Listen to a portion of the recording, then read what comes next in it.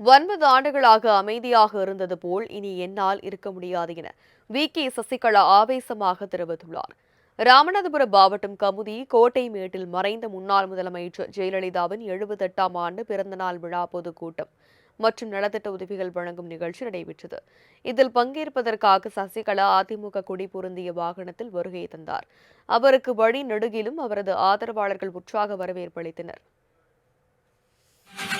தென்னகத்தின் தியாக தாயே வருக, கழகம் காக்க வந்த காவலே வருக, புரட்சி தலைவியின் நிழலாய். பின்னர் மேடைக்கு வந்த சசிகலா அங்கு அலங்கரித்து வைக்கப்பட்டிருந்த அண்ணா, எம்.ஜி.ஆர்., ஜெயலலிதா உருவப்படத்திற்கு மலர் தூவி மரியாதை செலுத்தினார். தொடர்ந்து அவருக்கு வெள்ளி செங்கோல் வழங்கப்பட்டது.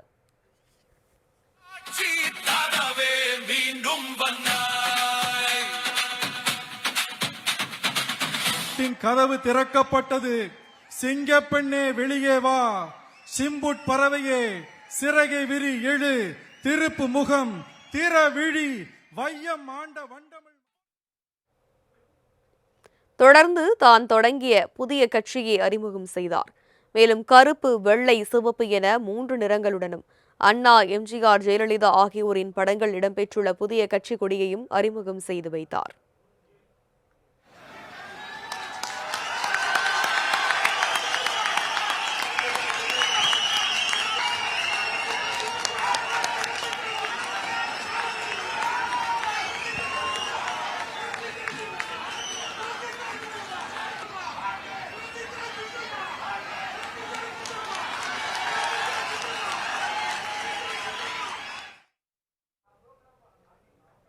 முன்னதாக மேடையில் பேசிய சசிகலா, ஜெயலலிதா இருந்தபோது வெளியில் உள்ளவர்கள் என்னென்ன கதையெல்லாம் கட்டினார்கள், நான் தான் கொன்றுவிட்டதாக பேசினார்கள் என வேதனை தெரிவித்தார்.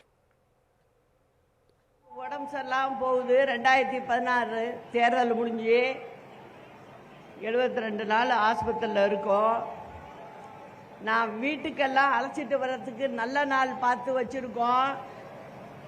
திடீர்னு யாருமே எதிர்பார்க்காத ஹார்ட் அட்டாக் மாதிரி வந்துருச்சு.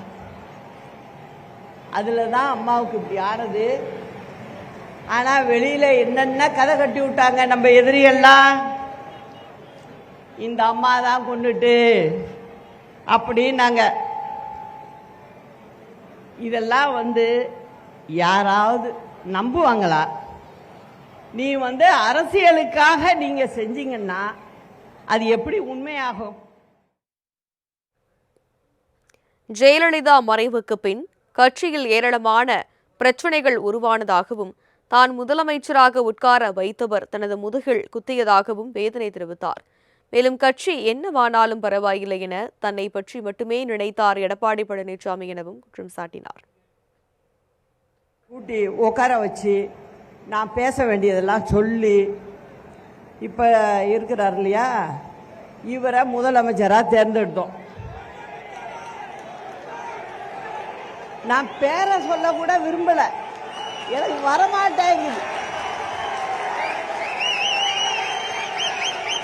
நீங்க பார்த்தீங்கன்னா உட்கார வச்சவங்கள ஒரு பக்கம் முதுகுல ஒரு பக்கம் முன்புல எவ்வளவு ஈட்டியால குத்துவாங்களோ அந்த அளவுக்கு பண்ணிட்டாங்க. இவரை பொறுத்த வரைக்கும் தான் இருக்கணும், கட்சி என்ன ஆனாலும் பரவாயில்ல, கட்சி தொண்டரை பத்தி தூளியும் நினைக்கல. ஓ. பன்னீர்செல்வம் முதலமைச்சராக இருந்தபோது அவர் மீது எந்த குறையும் இல்லை என தெரிவித்த சசிகலா, ஓ. பன்னீர்செல்வத்திற்கு தற்போது ஒரு கும்பல் நெருக்கடி தருவதாகவும் குற்றம் சாட்டினார். யார் பேச்சையோ கேட்டு OPS தர்ம யுத்தம் என ஜெயலலிதா சமாதியில் அமர்ந்தார். அந்த தர்ம யுத்தம் தான் இப்போது அவரை OPSக்கு பிரச்சனையாக உள்ளதாக சசிகலா தெரிவித்தார். பன்னீர்செல்வத்து மேல ஒன்றும் குறை இல்லை. அவர் ஒழுங்காதான் அவர் போயிட்டு இருந்தாரு.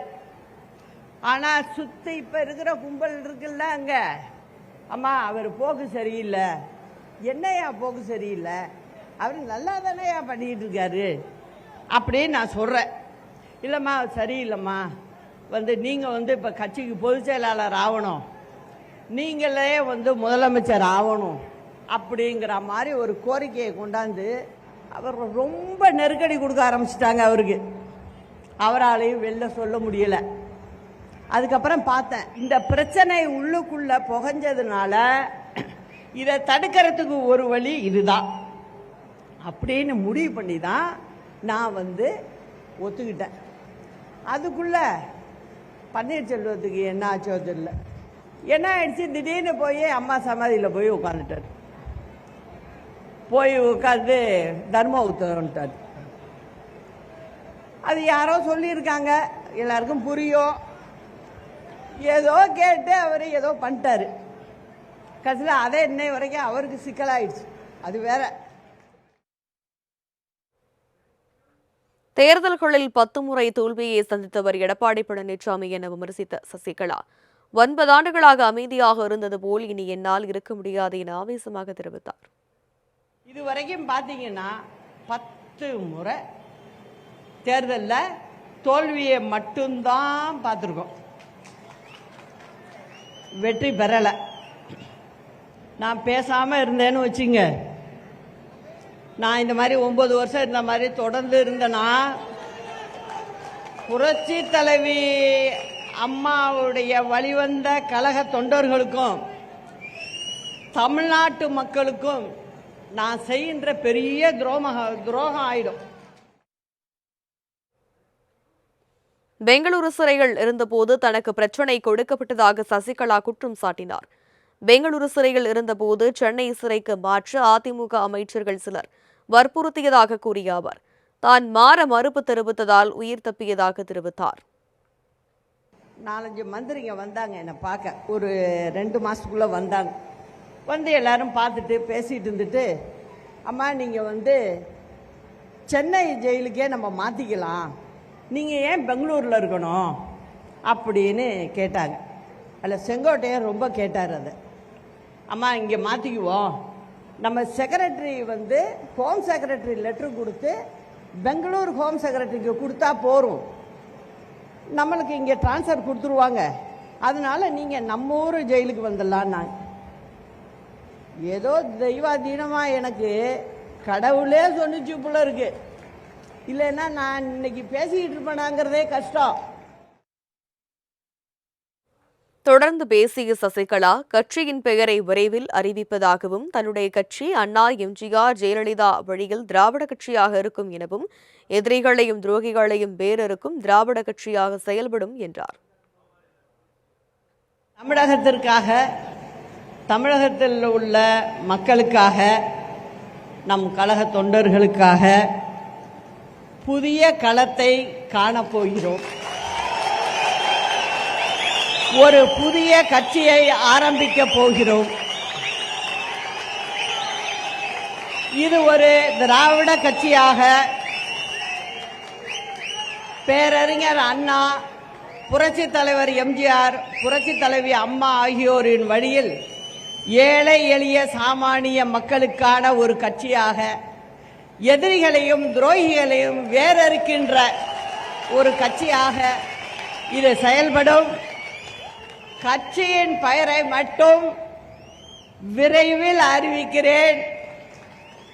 இதில் எந்தவித மாற்று கருத்துக்கும் இடமில்லை என்பதை அனைவருக்கும் உறுதியோடு தெரிவித்துக் கொள்கிறேன்.